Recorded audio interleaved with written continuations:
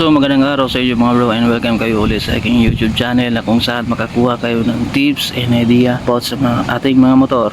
At syempre kung bago ka lang sa aking YouTube channel, pa-subscribe naman po para mayroon tayong i-upload na videos updated kayo. So ito Raider JFI, tuturuan ko kayo kung paano mag-change oil. Yung alam ko lang kung paano mag-change oil. Siguro iba sa inyo dito hindi pa marunong, inaasa pa sa mekaniko, pwede nyo nang gawin tuturuan ko kayo kung paano, at yung alam ko lang na tama kung paano mag-change oil. So una natin gagawin pag mag-change oil, syempre mayroon na tayong oil at saka oil filter, kasi mas maganda kapag every nag-change oil tayo, papalitan natin ng bagong oil filter. So ngayon dapat yung motor naka center stand, at syempre i-drain natin yung oil sa makina. At syempre kung pag nag-change oil tayo, dapat siguraduhin natin yung makina natin ay medyo malamig na, yung tipong yung hinahawakan mo yung makina, yung wala ka ng nafe-feel na na medyo mainit pa konti o may konting init. Dapat totally malamig na yung makina. Hawakan ko yung tambutso. So ibig sabihin yung makina natin nasa cold state. So pwede na tayo mag-drain ng oil. So sa pag-drain ng oil natin, yung bolt, yung drain bolt ng engine, yung paluwag nun is counter clockwise. So ang size ng bolt sa ilalim, yung ulo is 14 mm. Yan, 14 mm. Yan. So sample ito yung drain bolt. Yung pagpaluwag nito is counterclockwise. So ibig sabihin ito yung counterclockwise. Yan, pa counterclockwise. Yung pahigpit naman is clockwise. So huwag kayong malilito, kapag yung ulo ng bolt nakaharap sa iyo, yung paluwag is counterclockwise. Kapag pahigpit naman is clockwise. So since yung bolt is nasa ilalim, yung ikot ng ating wrench is pa clockwise. Kasi kapag titingnan mo yun sa ilalim, yung ulo ng bolt nakaharap sa iyo, kapag pipitin mong pa clockwise, kung sisilipin mo sa ilalim, ang rotation yun is counterclockwise. So huwag kayong malilito,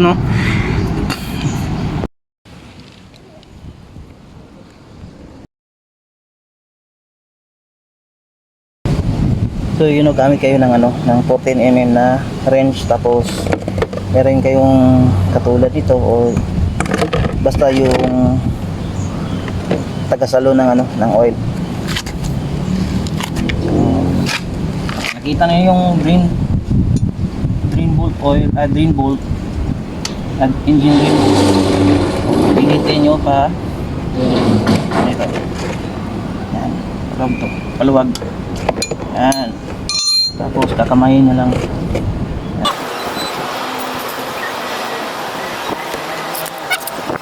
May siya, may washer. Huwag nyong iwawala yung washer. Yan, yung washer ng drain bolt. Huwag nyong iwawala yan. Baka sa inyo nawala na. Meron naman nabibili nito sa Kasa or sa Lazada or Shopee. So itatapay natin. Hintayin natin na mag-drain yung oil ng motor, yung ubos na ubos talaga. Magpapalit din tayo ng oil filter. Dito nakalagay yung oil filter natin. So tatanggalin natin gamit ang 8 mm.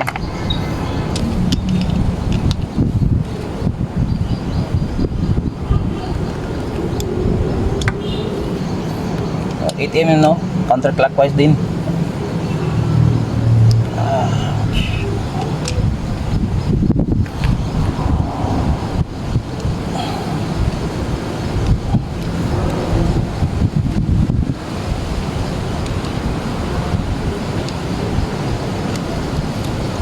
Bakit napakatigas?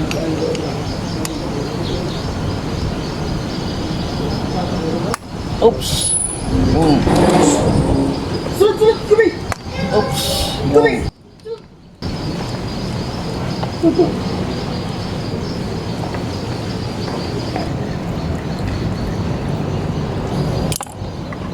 Yan. So mayroon siyang o-ring dito, no? Yan yung iwawala. Tapos pwede na hugutin yung oil filter. Titingnan nyo dito, no? Baka sumama yung o-ring nya, no? May o-ring pa kasi ito. Papakita ko sa inyo. Yan, may o-ring pa kasi. Yan, huwag nyo iwawala to, ha. Yan, hugutin ko para makita nyo. Yun. Oh, huwag nyo iwawala to. Yan, ito yung o-ring. Ito o-ring sa ilalim, tsaka may o-ring to. Yan, huwag nyo iwawala, ha. Yan. Pupunasan nyo ng yung may excess na o yung napupunasan yung malinis na basahan. Yung malinis, ha. Yung iba kasi pag nag-change oil, yung iba kini-kickstart nila para lumabas yung excess na oil sa makina. Hindi ko po ginagawa yun. Baka magasgas yung block o baka may internal parts na na madadamage. Nasa sa inyo yun kung i-kick nyo, pero ako hindi ko i-kick. Mas mabuti ng sigurado, no? So yun lang naman. Lalagyan natin ng ng bagong oil filter. Huwag niyong kakalimutan yung maliit na o-ring, ha. Yung sa loob, pinakita ko sa inyo kung saan galing yun, no? So ibabalik nyo lang. Yan. Make it simple. Okay. So paglalagay ng oil filter, yung butas ay paloob, yung walang butas sa palabas. Yan. Okay. Oil filter cap natin is wala tong timing, no? Hindi katulad ng Raider 150. Yung sa baba may arrow. Yung sa baba yung may arrow. Ito wala. So pwedeng pa ganun, So okay lang kahit magkabaliktaran. Make sure na malinis yung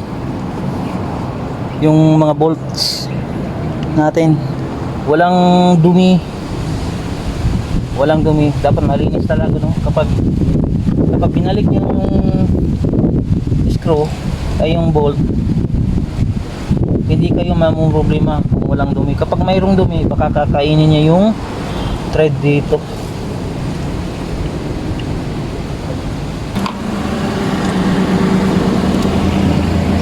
So higpit kamay lang muna.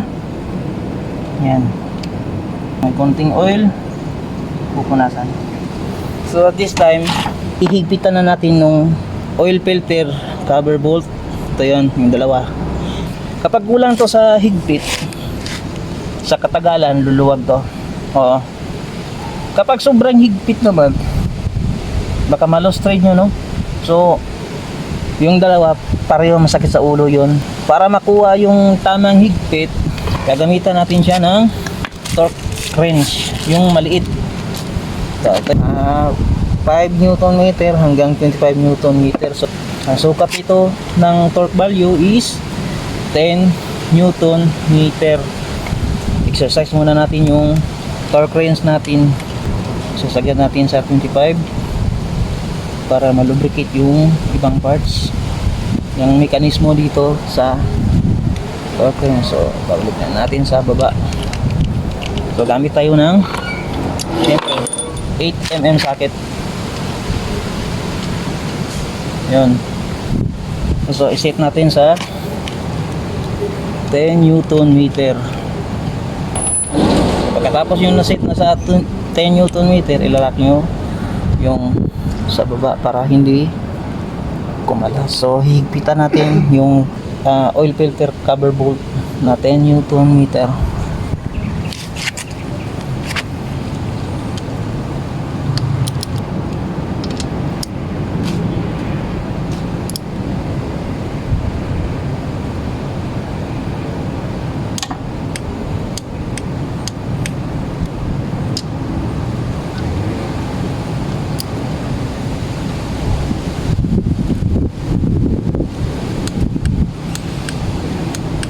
So hindi na tayo mangangamba no kung malolos straight ba siya or matatanggal kasi nasa tamang higpit na yung dalawang bolts sa oil filter cover. Drain plug naman ng engine oil. So ibabalik lang natin to. So sa engine drain bolt ano yan, 14mm na socket, 14mm. So ang torque value niyan is 18 Newton meter. So iset mo natin sa 18 Newton meter. 18 Newton meter. Okay.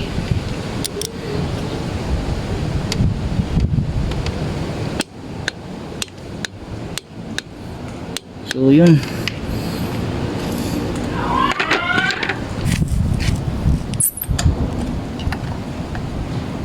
Pansinin niyo no, yung motor natin meron niyang clutch lining. So Jaso MA or MA2. Wag yung Jaso MB pang scooter yun. Yung isasali nyo yung Jaso MA or MA2. Basta merong MA or MA2, yun yung tamang engine oil sa motor natin no. Wag yung MB ha, Jaso MB. Kapag nasali naman yun sa motor natin na Jaso MB, possible masusunog yung clutch lining natin, masusunog. So don't forget no, Jaso MA.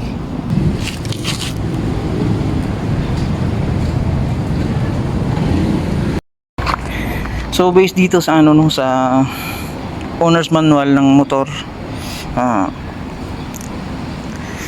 long engine life depends as much on the selection of the quality and oil, blah blah blah blah. So ito yung engine oil check lever. So hindi ko na sinukat no kung ilang ml no. So mayroon naman nakalagay dito na ano 650 ml. So although tama naman yun no, kung magchi-change oil tayo ng 650 ml na hindi tinatanggal yung oil filter. Pero kung tatanggalin mo yung oil filter at papalitan ng bago, ang sukat ng engine oil mo is 800 ml. So since tinanggal natin yung oil filter natin at pinalitan ng bago, so ang sukat ng oil natin ay dapat nasa 800 ml. So nakita nyo no, hindi ko na sinukat no. So dito na ako magbabase no sa engine oil lever check doon sa dipstick ng motor. So yun, kapag nagsusukat tayo ng oil sa dipstick, ang sabi dito wag daw i-screw, so dapat nakapatong lang. So yun, so titingnan natin no, kung nasan yung level ng oil. So wag daw i-screw. Okay. So meron pa tayong isang pag-check ng oil kung tama na ba yung oil natin no, na isinali natin sa motor. Place the motorcycle on the center stand. Start the engine and run it for 3 minutes. Stop the engine and wait for 3 minutes. So 6 minutes yun lahat. So papandarin natin yung motor ng 3 minutes at i-rest natin ng 3 minutes. So balik natin to. So pinandar ko na yung ano no, yung motor idle for 3 minutes. Tapos susukatin natin ulit yung dipstick kung nasa tamang level ng oil no. So pwede na kayong magsalin ng 800 ml sakto, no? Pero ako mas mabuti yung ano, yung sigurado, no, yung nasa tamang level ng oil yung motor natin.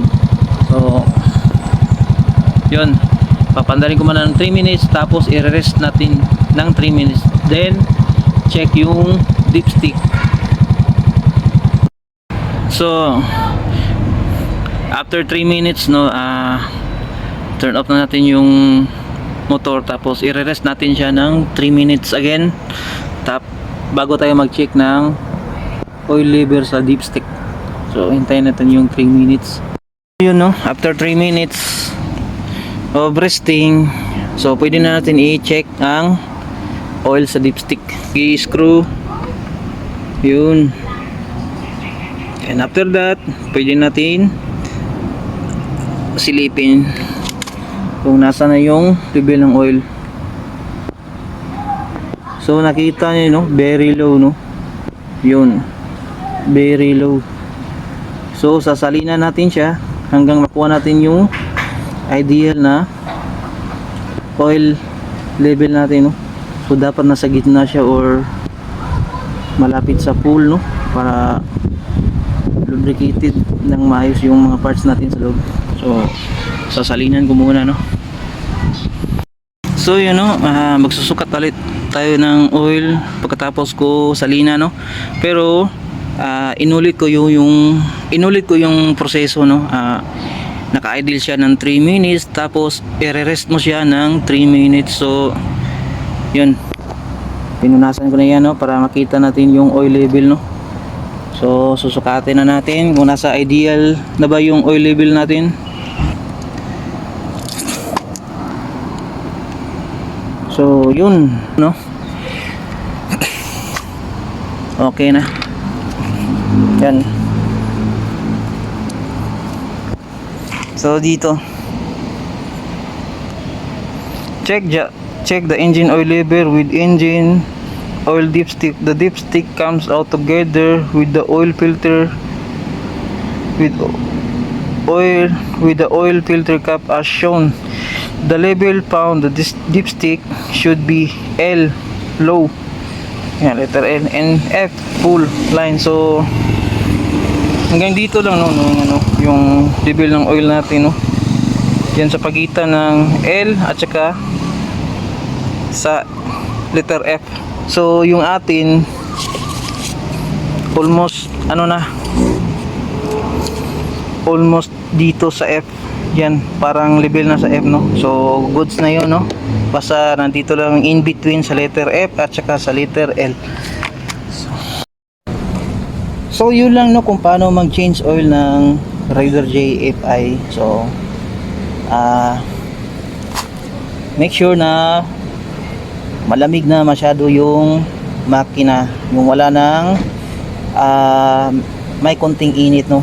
Dapat fully cold state talaga yung status ng makina natin para hindi magka problema sa drain bolt plug, baka malo-straight kung tatanggalin nyo na mainit pa yung makina. So iwasan natin yun, no, para hindi tayo problema in the future, no. So tamang pag-aalaga lang sa motor at sigurado tatagal yung motor.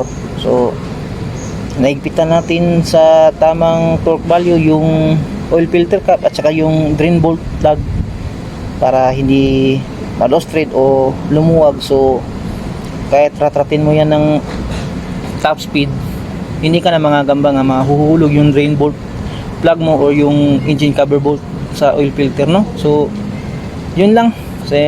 Salamat sa panunood.